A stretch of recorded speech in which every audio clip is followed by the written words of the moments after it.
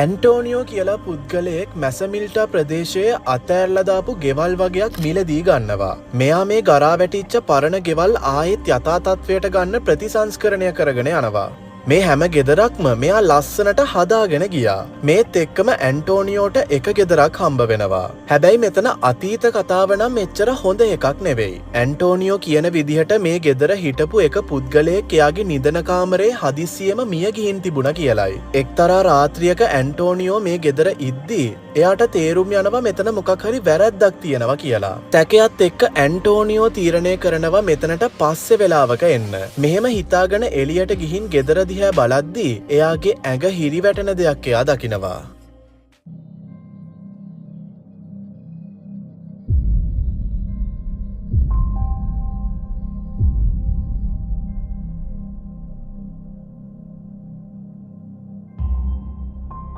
ගෙදර එළියට ඇවිත් ඇන්ටෝනියෝ උඩ තට්ටුවේ ජනේලෙ දිහා බලද්දී ගෙදර ඇතුලේ තිබ්බ ලයිට්ස් නිවෙන්න පත්තු වෙන්න ගන්නවා. හැබැයි මෙතනදී ඔයා ටිකක් අවධානයෙන් බැලුවොත් වීඩියෝ එක ටිකක් ස්ලෝ කරපුවාම අඳුරු හැඩරුවක් ගන්න මොකක් හරි නාඳුනන දෙයක් එතන ඉන්නව පේන්න තියෙනවා. ඒත් එයා කියන විදිහට ඒ ගෙදර වෙන කවුරුත් හිටියේ නැහැ කියලයි. සම්පූර්ණ වීඩියෝ බලන්න YouTube එකට ගිහිල්ලා කසායි බයි ගොයුම් කියලා සර්ච් කරන්න. නත්තලට ටික දවසකට කලින් සමාජ මාධ්‍ය පරිශීලකයෙක් වෙන ටීනා උදේ පාන්දර 4ට විතර පල්ලියේ උත්සවයකට සහභාගී වෙන්න යනවා. මේ වෙලාවේදී මේ පල්ලියේ මිනිස්සු පිරිලයි හිටියේ. මේ හේතුව නිසා ටීනා පල්ලියෙන් එළිය තිබ්බ පුටුවක ඉඳගෙන හිටියා. එකපාරටම එයා වැටෙන් එහා පැත්තේ අමුතුම දෙයක් දකිනවා.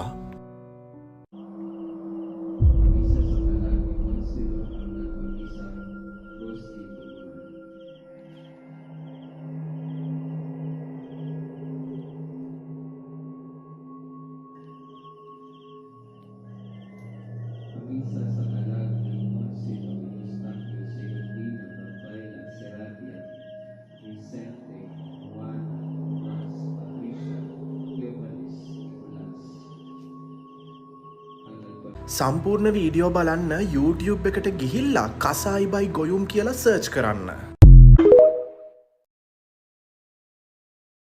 ජර්මෝර් 230 එහෙමත් නැත්නම් ජෙස් මරීන් USA ප්‍රදේශයේ ජීවත් වෙන මේ කාන්තාව වැඩ කරන්නේ මානසික රෝහලක හෙදියක් විදිහටයි. ගොඩක් වෙලාවට යාට රාත්‍රී සේවය කරන්න වෙන්නේ තනියමමයි. හැම දෙයක්ම සාමාන්‍යයි කියලා හිතාගෙන මේ කාන්තාව මෙතන වැඩ කරගෙන ගියත් මෙතන මොකක් හරි වැරැද්දක් තියෙනවා කියලා මෙයාට තේරුම් යන්න වැඩි වෙලාවක් ගියේ නැහැ. මේක අමුතුම දෙයක් නිසා මෙයා හිතුවා මේක වීඩියෝ කරගන්න.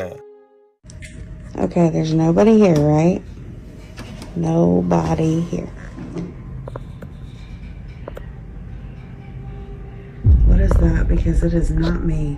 This is me leaving, closing the door. What's that? And here comes the door back opening. And nobody's there. But yet.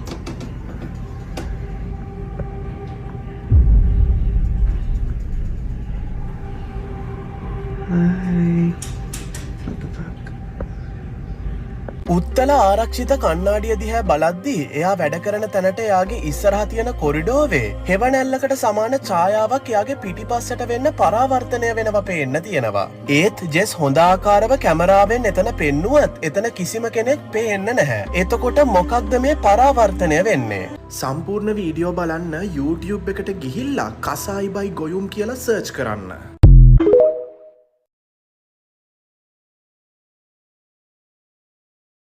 ලංකාවේ අස්වාභාවික දේවල් ගැන කුතුහලෙන් ඉන්න ගොඩාක් අයගේ අවධානය දිනාගන්න සමත් වුණ දෙයක් තමයි පල්මඩ සිද්ධිය. මම ඒ ප්‍රදේශයේ ගවේෂණයක් කරනවත් එක්ක ඒ අවට මේ සිද්ධිය ගැන අවධානයෙන් ඉන්න පුද්ගලයෝ එක එක විදිහේ වීඩියෝ රැසක් කසායි එකේ අපේ WhatsApp එකට එවලා තිබ්බා. දැන් විලාප ශබ්ද කැලේ ඇතුලෙන් ඇහෙන එකට අමතරව තවත් එක එක සිද්ධීන් රැසකට මේ අවට පුද්ගලයන්ට මුහුණ දෙන්න වෙලා තියෙනවා. මේ වීඩියෝ එක අපිට එවන්නේ ඊමේල් යූසර් කෙනෙක් වෙන ljumj@gmail.com කියන account එකෙන්. මේක එනවත් එක්ක එයා කියලා තිබ්බේ එක්තරා දවසක එයා වගේම එයාගේ යාළුවෝ සෙට් එක රක්ෂිතයට වතුර යන ඔයක් ළඟට යන්නේ දුම්පානය කරන්න හිතාගෙනයි.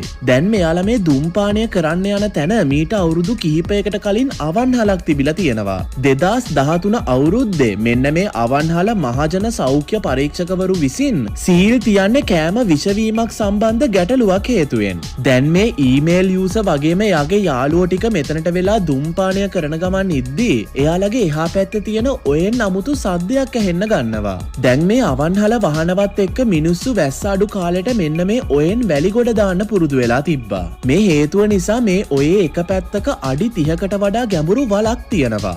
මෙන්න මේ වල පැත්තෙන් අමුතුම සද්දයක් මේ කොල්ලෝ සෙට් එකට ඇහෙන්න අරන් තිබ්බා. දුම්පානය පැත්තකින් තියලා මෙයාලා මේ මොකක්ද කියලා බලන්න යන්නේ ලොකු කුතුහලයක් ආපු නිසායි. ඊමේල් යූසර් යාගේ ෆෝන් එක අරගෙන රෙකෝඩ් බටන් එක ක්ලික් කරා. මේ ඊළඟට වෙන සිද්ධිය හරිම නොසන්සුන් එකක් වෙනවා.